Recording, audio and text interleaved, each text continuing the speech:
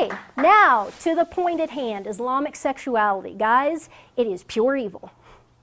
There is nothing about sexuality in Islamic culture that is in any way good or redeeming at all. It is top to bottom, so completely inside out and thoroughly evil. There aren't even words to describe it. And you can see why their cultures are just so awful and why those people are so despairing and so suicidal, because this issue is just, there aren't even words to describe how bad it is. This is going to get graphic, but you have to see this. You have to understand this. Number one, in Islam, women are subhuman animals, deficient in intelligence and damned to hell. Okay, we've got a problem here right off the bat.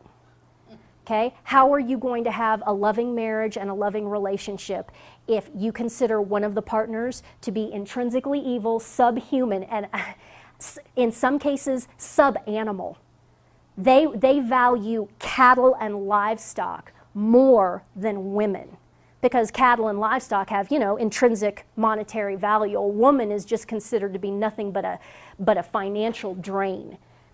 Okay, and they teach their little boys this from the time they're teeny tiny.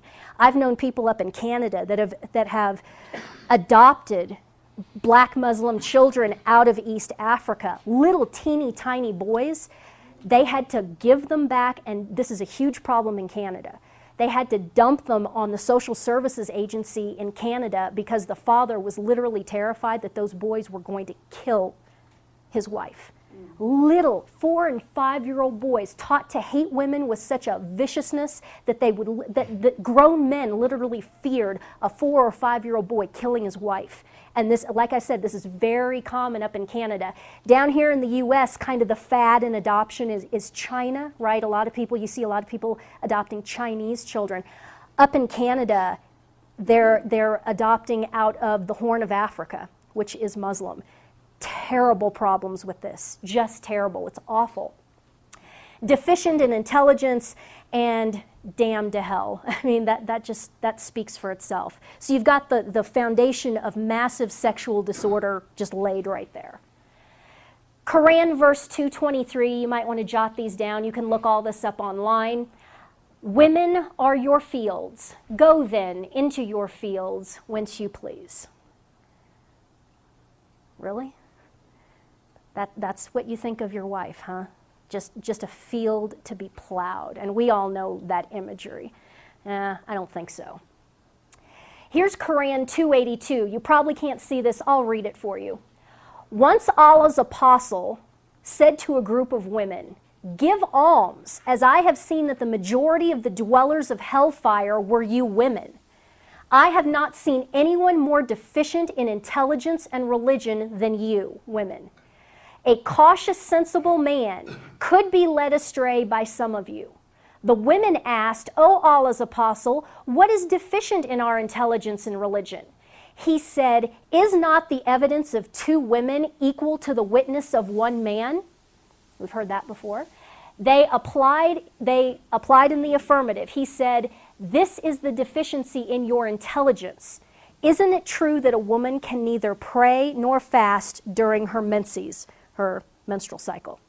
This is from Hadith Bukhari 3011 with the citation out of the Quran, Surah 2, 282.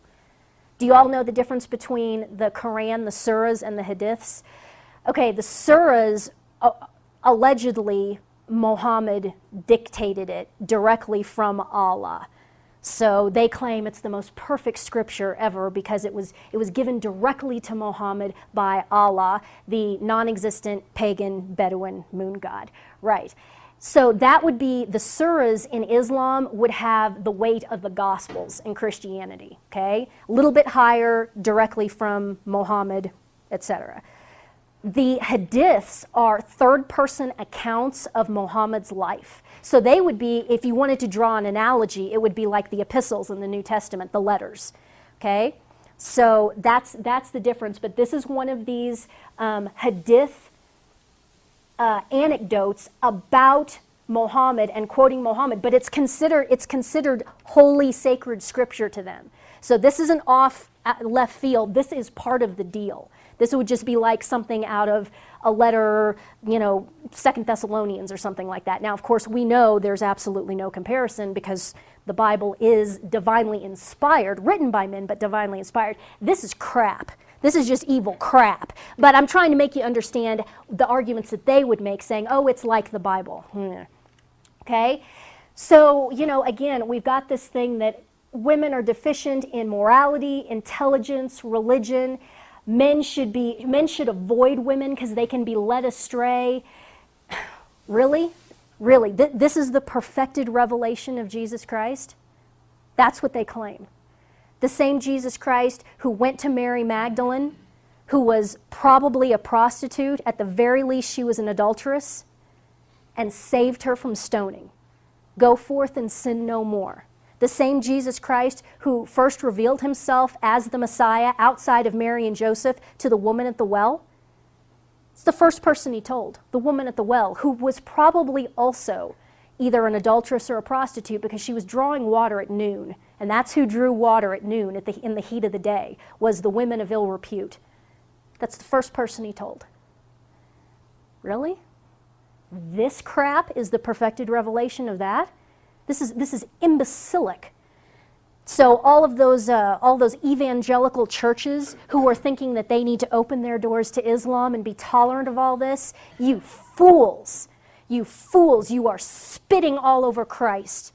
You are spitting on Christ if you do that. How dare you? The least you can do is read this crap and know what you're saying, for heaven's sake.